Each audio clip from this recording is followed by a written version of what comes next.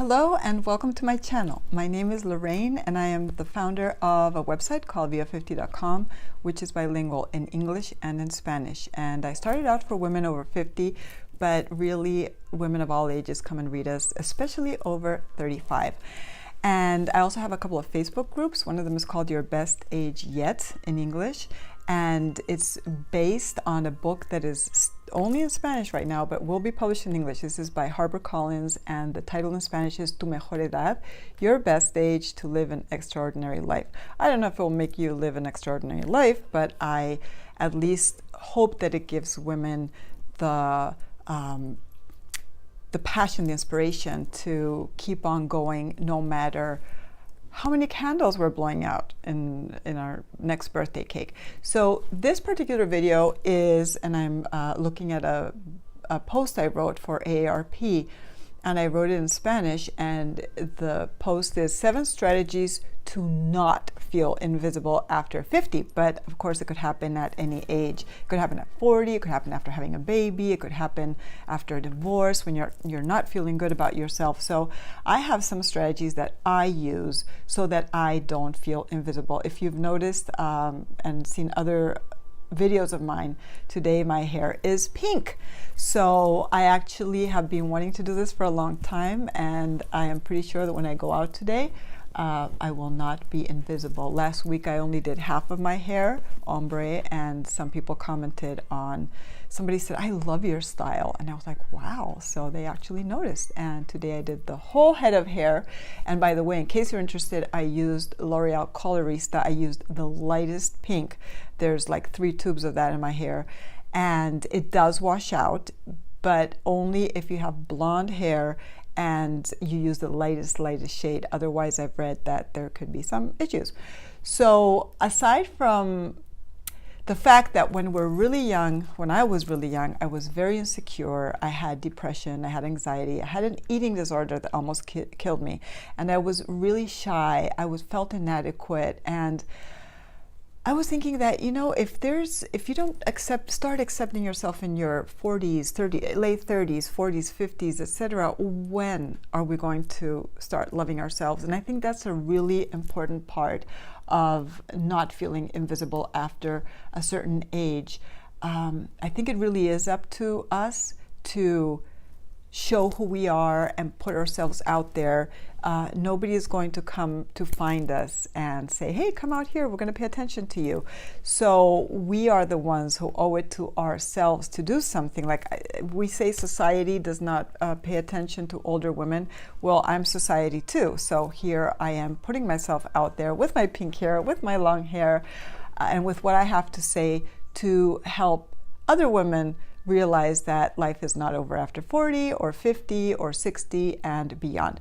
So one of the things I think is important, and I'm going to just tell you 7 things that I do so that I feel that I'm relevant and that I am not invisible after a certain age. This year I will be turning 55. So this is actually the first thing that I do, which is not hide my age. In fact, I almost add a year. I'm already saying that I'm 55 when it's not until August. So it's like owning my age, owning it. And I do make a living telling people my age with my website, via50.com, and with everything I do online. But even if you can't say it in public because you have a corporate job, and I mean, there are ways where people are going to figure out your age anyway, and the ageism is going to happen anyway.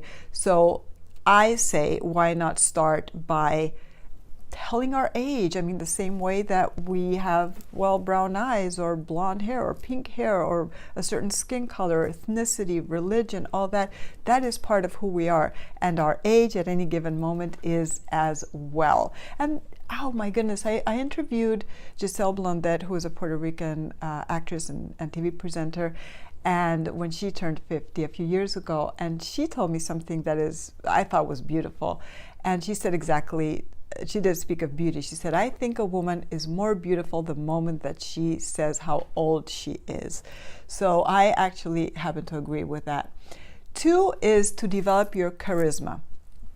I read a book called The Charisma Myth that explains, I recommend that you read it, and it does explain that charisma is not something that you have or you don't. When I was really young, I assure you, I had zero charisma. I couldn't smile in photos. I was always like in the shadows. I was a wallflower. I just was not articulate.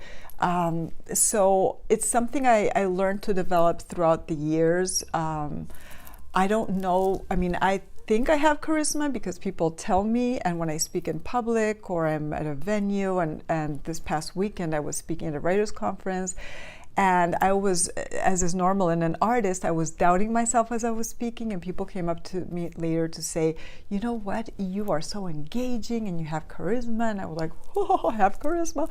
So it's something that you can develop. And I believe that the moment that I started to accept who I was and my mannerisms and how I pronounce things — I'm Hispanic, so I don't pronounce things the same way that other people do in the States, and I move my hands a lot, and I dress a certain way, and I say things a certain way.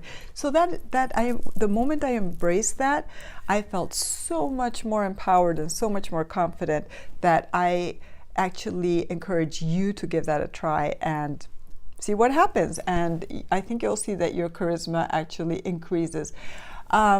Set your personal style. Like, what is your personal style? I thought I didn't have one until I realized, wow, you know, I love wearing my hair long. I love flowy clothes. I do wear formal clothes sometimes, but there's something underlying that in everything that I wear, which is, I don't know, this breezy, flowy, boho quality about it. And that is something that I have learned to develop throughout the years. And I thought, well, you know, I love wearing scarves. I love wearing jewelry. I love wearing flowy clothes. So why do I have to try and conform and be like everybody else? Now, when I speak in public or I go to a meeting or something professional, I realize I am who I am. They're hiring me because of who I am, including the way I dress. So that is my personal style. And I think that when you find it, it just helps you feel so, well, of course, not invisible. And it also helps you feel more confident about yourself. 4 is to find your purpose. I was, I think, relatively fortunate that I found my purpose relatively early on in life. After having a horrible eating disorder that almost killed me, I wrote a book called I Feel Fat, which kind of summarized how I felt, and I was not fat. I had a horrible, as I said, eating disorder, and it was something that was not real. So the moment that that book came out and became my best-selling book in Spanish — it's not available in English, and I don't know if I'll ever make it available in English, we'll see. But I realized that I could reach people and tell my story and explain things I had gone through without them feeling sorry for me, and that I had the ability to connect with people through that. So I realized that my passion or my mission was communicating, possibly inspiring, and being a writer, and now a communicator in general. So what is it, if you don't know what you are, what your purpose is, what would you do for free? I don't write for free all the time, but I have written for free, and I would write for free, and I still do write for free, although it's much, much better to earn money with it. But again, it's something that I do because I have to. The moment that you figure what that is, I assure you, you will not be or feel invisible any longer. Number 5 would be to conquer or to reach a goal, to set and reach a goal that is hard for you. And you can do that, of course, at any age. But when you're older, I think it's especially important because we start feeling, oh, I'm never going to do this, I'm never going to do that. So when I was in my 40s, one of my goals was to do a half marathon, and I did. I finished it at 48. I also messed up my hip a little bit because of it, but that led me to yoga, so it wasn't such a bad thing. But I remember crossing that finish line and feeling like a queen, like a goddess. Like, I remember that marathon, like I cried through the whole thing, and it wasn't because I was sad. It was because I thought of every single thing in my life that I had done that was hard and that I had survived. And so when I crossed the finish line, because my goal then was to finish it running, I ran the whole way, and that was what I wanted to do. and I did it. And now that I am turning 55 this year, my bigger goal this year is to get certified as a yoga instructor. If you follow me on Instagram, you'll see the photos I post. And I've been practicing sports all my life. I was even a fitness instructor when I was really young, and now it's kind of coming full circle again, where I feel that I need to give again to the community and possibly teach yoga again. So I'm getting certified, and that's a big goal for me that I will start at 54 and maybe finish at 55, maybe later, who knows, and then write my next book, etc. So, I don't know what your goal is, but make a goal, 1, 2, 3, and it should be challenging, because when you actually reach that goal, you will feel like a goddess. Number 6, we only have 2 more. Number 6 is surround yourself with people that are, I'm not going to say like you, but people who are on your same wavelength, people who support your dreams, who support your quirkiness, who support who you are, what you stand for, and where you want to go. I know that sometimes we have to interact with people who we might not like and who drain us of energy, and sometimes those people are our family members, but there are ways, honestly, like I feel somebody said on Facebook the other day that that's being a hypocrite when you deal with someone that you really don't want to be with, but I call that being or having grace, and being a diplomat. Diplomacy is, I think, very important, and that does not mean that you're being a hypocrite. It just means that maybe that person knows you don't want to be with them, and you know too, but for the greater good of everybody, you are the better person, and you are there and you can interact with them, but that doesn't mean that you're going to be like this and let them suck all your energy, right? So in order to feel supported, surround yourself with women, especially if you're a woman, that are aligned with your higher purpose as well. There's nothing like a woman's tribe. At a certain age, we've all been through so much crap that there is nothing left but to support each other, because we have all these battle scars and we know what we've been through and we know what it took to get here. And we're at a time in our life where we really just need cheerleaders, and that is it. And the last one is going to be open your heart. At 50, I married the love of my life. If I had been jaded, if I had been, I don't know, if I had just closed my heart because of all the crappy relationships I've had throughout my life, I would have missed out on so much. And at 46, I really did meet the love of my life. We married when I was 50, and we've been together for 8 years total, and we made a blended family. We have no kids in common, but 3 that we mixed together, and they get along like siblings, and he feels the same way. He could have also been jaded, and I think there's nothing that ages somebody faster than being jaded and bitter.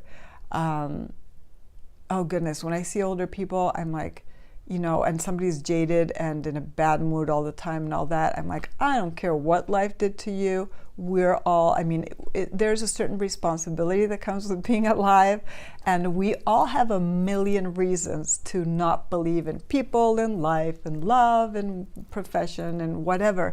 But there comes a point where you really do have to take responsibility and say, you know what, all this happened to me, but I can overcome this, and I can be happy, and I can be joyful, and I can get things done, and I can empower myself and my kids and other women to not be invisible, to enjoy life.